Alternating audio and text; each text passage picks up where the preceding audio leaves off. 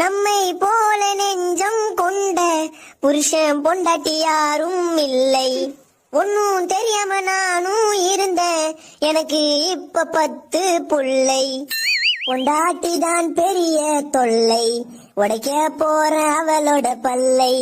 என்ன அடிக்க எடுப்பா கல்லை, சாவு அவளுக்கு எப்ப வரும் தெரியலை. பொண்டாட்டி தான் என் பாரம், அவ வைக்கிற குழம்பு காரம். சரக்கு அடிச்சா கிக்கி ஏறும், அவ அடிச்சா படுப்ப ஓரம்.